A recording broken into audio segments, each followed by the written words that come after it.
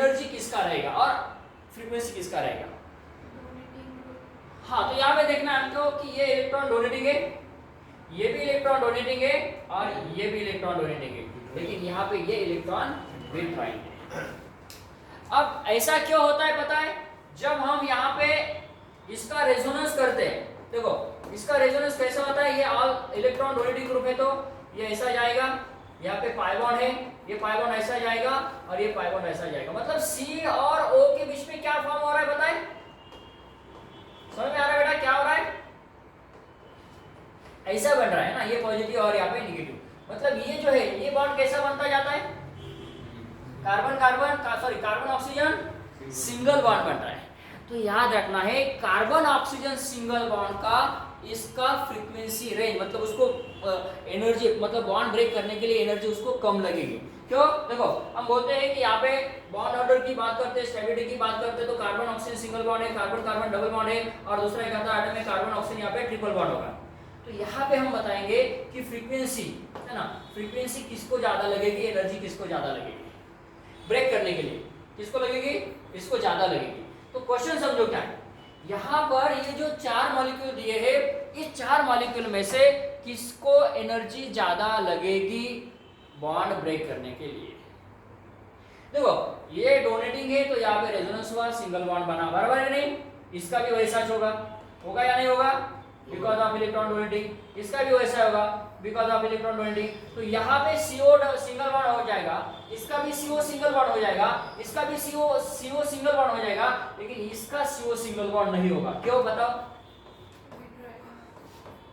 देखो बेटा ये कंसेप्ट बहुत इंपॉर्टेंट है। यहाँ पे ये नेगेटिव चार्ज है, यहाँ पे पॉजिटिव है और ये कौन है यहाँ पे बताओ, कार्बोनिल, कौन है ये भी इलेक्ट्रॉन विथड्रॉइंग, ये भी कौन है इलेक्ट्रॉन, मतलब यहाँ पे कौन सा इफेक्ट फॉर्म हो रहा है, माइनस आई इफेक्ट, दोनों भी इलेक्ट्रॉन विथड्रॉइंग ग्रुप है। अब देखो हम इसका रेजोनेंस करते हैं, क्या होगा, रेजोनेंस करते हैं, ये ऐसा जाएगा, ये ऐसा लेगा और ये ऐसा जाएगा, ये बॉन्ड यहाँ पे नहीं आएगा, क्यों, क्योंकि विथड्रॉइंग है ना। हाँ, तो इसीलिए इसका जो रेजोनेंस होता है बेटा, देखो इसका जो रेजोनेंस हो रहा है वो कैसा हो रहा है, ये सिंगल बॉन्ड बनेगा, ये सिंगल बॉन्ड, यहाँ पे पॉजिटिव चार्ज, ये पाई बॉन्ड और ऐसा आएगा ना, यहाँ पे आएगा आपका single bond as it is. मुझे बताओ यहाँ पर ये जो कीटो था है ना, ये जो कार्बोनिल ग्रुप था बेटा, इसको कुछ हुआ क्या, ये जो कार्बोनिल ग्रुप है इसका कार्बोनिल को कुछ हुआ क्या हमने यहाँ पे, देखो ऐसा क्या ऐसा हुआ, मतलब यहाँ पे जब हम रेजोनेटिंग स्ट्रक्चर बनाते हैं इस कंपाउंड का, इसका नाम है पैरा नाइट्रो एसिटोफिनोन। तो यहाँ पे पैरा नाइट्रो एसिटोफिनोन में दोनों भी इलेक्ट्रॉन विथड्रॉइंग ग्रुप है, माइनस आई इफेक्ट बताते हैं। जब हम रेजोनेंस करते हैं तो NO2 ग्रुप इलेक्ट्रॉन लेता है मगर CO इलेक्ट्रॉन नहीं देता है, तो CO जैसा का वैसा रहेगा। तो इसका जो फ्रीक्वेंसी है ये फ्रीक्वेंसी ज्यादा होता है, ओके ना, इसका फ्रीक्वेंसी ज्यादा होता है, किससे बेटा, कार्बन ऑक्सीजन सिंगल बॉन्ड से कार्बन डबल बॉन्ड का फ्रीक्वेंसी या एनर्जी ज्यादा होता है। तो इसका आंसर क्या आएगा, इसका आंसर आएगा only D. So 4 answer is the correct. चलो आगे एक इंपॉर्टेंट कंसेप्ट मैं आपको बताता हूँ, लास्ट पॉइंट यहाँ पे देखो, ये कुछ मॉलिक्यूल मैंने दिए, 2 मॉलिक्यूल, क्या नाम है इसका, KMnO4। अब मुझे बताए KMnO4 का नाम क्या है, बताओ, पोटेशियम परमैंगनेट। इसका हम स्ट्रक्चर निकालते हैं, कैसा निकालेंगे स्ट्रक्चर बताओ, Mn double bond O double bond O, यहाँ पे डबल बॉन्ड आएगा, ओके एकदम करेक्ट, यहाँ पे डबल बॉन्ड और यहाँ पे नेगेटिव चार्ज। अब सबसे पहले क्या करना है, इसका ऑक्सीडेशन स्टेट निकालना है, निकालो, मैंगनीज का ऑक्सीडेशन स्टेट निकालो। बोलो इसमें से ये इंपॉर्टेंट क्वेश्चन है, KMnO4 के ऊपर क्वेश्चन आएगा, तो ये KMnO4 में KMnO4 का नेचर क्या है, वो एक पैरामैग्नेटिक है या डायमैग्नेटिक है, बताओ। क्या करते हैं, देखो मैंगनीज का ऑक्सीडेशन स्टेट क्या है यहाँ पे बताओ, कमान बच्चा, -2 +2 -1 +1 -1 +1 -2 +2, बोलो कितना आया, +2 +2 +1 +1, 1 2 3 4 5 6 नहीं, KMnO4 कुछ तो उधर यार -4 नहीं, ये ऐसा नहीं रहेगा, स्ट्रक्चर यहाँ पे रॉन्ग हुआ, स्ट्रक्चर होगा बेटा कैसा आएगा manganese double bond O double bond O यहाँ पे ओके और यहाँ पे डबल बॉन्ड एकदम करेक्ट। अभी स्ट्रक्चर करेक्ट है क्लियर। जब चार्ज लेते थे तब वहां पे वैसा होता था। यहाँ पे देखो ये -2 है क्या आएगा बताओ बेटा ऑक्सीडेशन स्टेट -2 +2 -2 +2 -2 +2 -1 +1 बोलो कितना है इसका +7। तो मैग्नीज देखो मैग्नीज इलेक्ट्रॉनिक कॉम्बिनेशन के आउटर मोस्ट 4s2 बोलो बेटा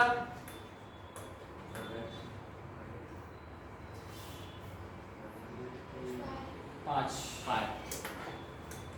4s2 3d 5 कितने इलेक्ट्रॉन है इसके पास आउटर मोस्ट सेल में 7 है तो 7 चले गए कितने बचे डी में 0। अब मुझे बताओ इसमें डी ट्रांजिशन होगा क्या आपको पता है डी ट्रांजिशन कब होता है कैन यू टेल मी इसके डी में कितने इलेक्ट्रॉन है बताओ 0 तो डी ट्रांजिशन होगा क्या इसमें नहीं होगा ओके पहला पॉइंट। दूसरी बात मुझे बताओ ये जब KMnO4 है मैग्नीज में +7 ऑक्सीडेशन स्टेट आया तो डी में 0 है तो ये पैरामैग्नेटिक रहेगा डायमैग्नेटिक रहेगा डी ऑर्बिट में 0 इलेक्ट्रॉन्स है डी ऑर्बिट में 10 इलेक्ट्रॉन्स है हाँ जब डी में 10 इलेक्ट्रॉन होते हैं बेटा जब डी में 0 इलेक्ट्रॉन्स होते हैं तो वो होता है ऑलवेज डायामैग्नेटिक। वेरी गुड तो ये है आपका डायामैग्नेटिक। देखो यहाँ पे आपको ऑप्शन दिए जाएंगे डायामैग्नेटिक ये है आपका डायामैग्नेटिक ओके।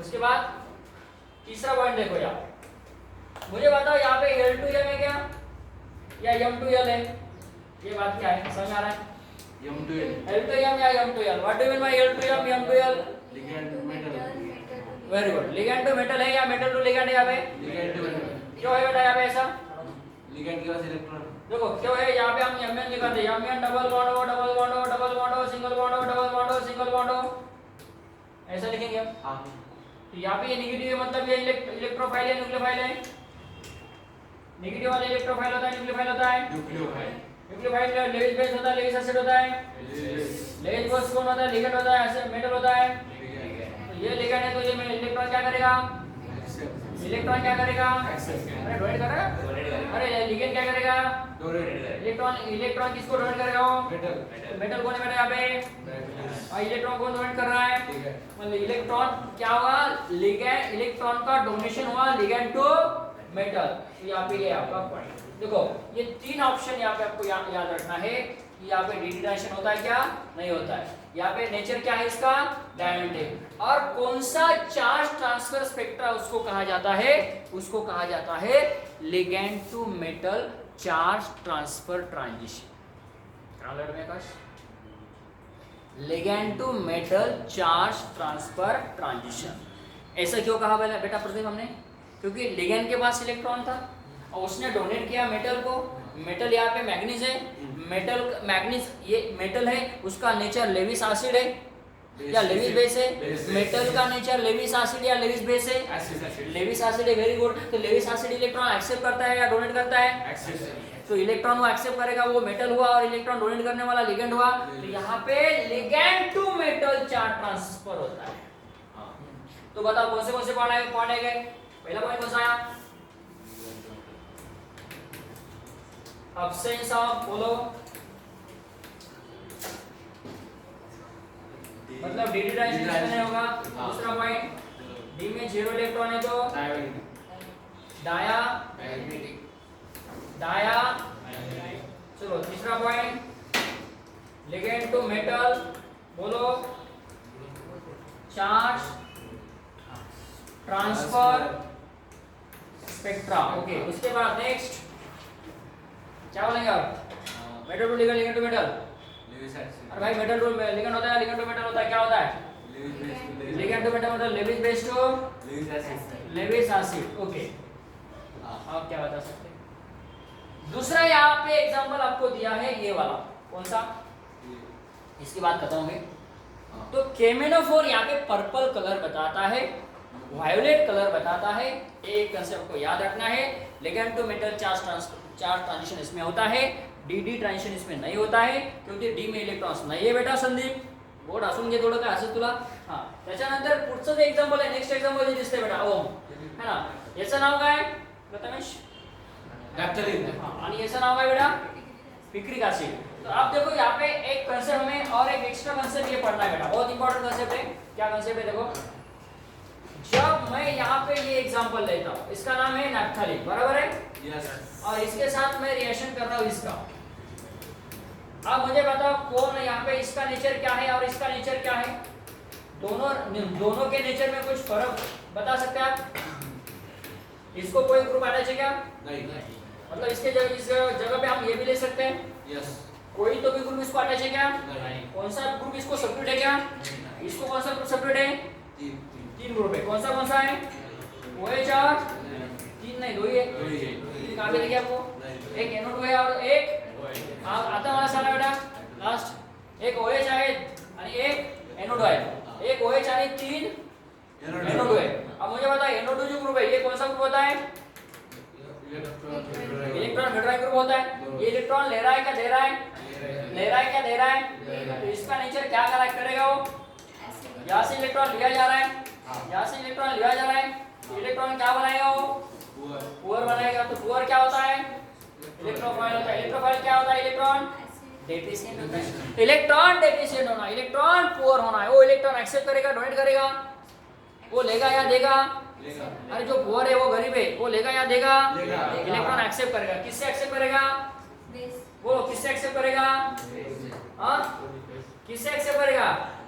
हाँ जिसके पास मतलब वो लेविस एसिड है ना, वो इलेक्ट्रोफाइल है ना, वो इलेक्ट्रॉन क्या है बेटा? पुअर है कि नहीं? तो ये यहाँ से इलेक्ट्रॉन एक्सेप्ट ऐसा करेगा। कौन किसको इलेक्ट्रॉन दे रहा है? इलेक्ट्रॉन क्या कर रहा है इसको? तो ये क्या हुआ? ये क्या कर रहा है? अरे भाई सुनो, बहुत इंपॉर्टेंट है। ये क्या कर रहा है? ये क्या कर रहा है? किसको कर रहा है? अरे बोलते जाओ थोड़ा सा। ये कौन है? ये कौन है? अरे ये कौन है? ये कौन है? और ये कौन है? तो बोलो EDA is the example of बहुत प्यारा, is the example of charge transfer। बोलो चार्ज ट्रांसफर, स्पेक्ट्रा और ट्रांजिशन, समझे बेटा? हाँ ये बहुत इंपॉर्टेंट है। इससे भी क्या होता है संदीपम? इलेक्ट्रॉन का लेन देन होता है लिगेंड टू मेटल। ये हमारा यहाँ पे ये क्वेश्चन हमने यहाँ पे एक्सप्लेन किए। पहला क्वेश्चन, दूसरा क्वेश्चन और तीसरा question. This is most important for. पहला क्वेश्चन हमारा यहाँ पे सॉल्यूशन के अकॉर्डिंग था, फ्रीक्वेंसी के अकॉर्डिंग। दूसरा क्वेश्चन हमने फ्रीक्वेंसी के अकॉर्डिंग पूछा, स्टेबिलिटी के अकॉर्डिंग यहाँ पे क्वेश्चन पूछा जा सकता है, एसिडिटी के अकॉर्डिंग क्वेश्चन पूछा जा सकता है, एनर्जी के अकॉर्डिंग क्वेश्चन पूछा जा सकता है। नेक्स्ट क्वेश्चन कौन सा था? नेक्स्ट क्वेश्चन हमने यहाँ पे क्या लिया? ऑर्गेनिक कंपाउंड लिया बेटा। कौन सा लिया? प्यारा अमीनो एसिडोफिनोन, प्यारा नाइट्रो एसिडोफिनोन, प्यारा हाइड्रोक्सी एसिडोफिनोन, प्यारा मिथॉक्सी एसिडोफिनोन, ये 4 कंपाउंड लिए और इसमें स्ट्रेचिंग मतलब फ्रीक्वेंसी पूछा किसका? कार्बोनिल ग्रुप का। सबसे ज्यादा सबसे कम किसका? सबसे ज्यादा इलेक्ट्रॉन विड्रॉइंग का सबसे ज्यादा रहेगा, क्योंकि वहाँ पे double bond as it is रहेगा। ओके, उसके बाद में हमने यहाँ पे चार्ज ट्रांसफर स्पेक्ट्रा के अकॉर्डिंग यहाँ पे एक्सप्लेनेशन किया है ना, जो कि EDA यहाँ पे हमने बताया पहले। सबसे पहले केमेनोफोर के अकॉर्डिंग हमने बोला कि ligand to metal charge transfer होता है, d ऑर्बिट में 0 इलेक्ट्रॉन्स होते हैं, वो डायमैग्नेटिक है। ओके, तो ligand to metal charge transfer spectra वो कलर बताता है और डायमैग्नेटिक वो होता है। वहाँ पे एक एग्जांपल हमने एक्स्ट्रा बताया था। कौन सा एग्जांपल था? यस, यहाँ पे एग्जांपल हमने बताया दोनों के ऑर्गेनिक कंपाउंड। कौन से? एक था हमारा पिक्रिक एसिड और दूसरा था नैप्थलीन। तो नैप्थलीन यहाँ पे इलेक्ट्रॉन डोनेट करता है और पिक्रिक एसिड इलेक्ट्रॉन एक्सेप्ट करता है। Because of what? Electron acceptor picric acid, because which contain the 3 electron withdrawing group, that's why it create the acidity itself, it create the electrophilicity, है ना। तो वो electron poor हुआ, वो electron deficient हुआ, वो इलेक्ट्रॉन डेफिशिएंट है, electron poor है, मतलब वो कौन सा रोल प्ले कर रहा है? एसिड का रोल प्ले करेगा और ये लेविस एसिड का रोल प्ले करेगा। और जो डोनेट करने वाला है कौन बेटा?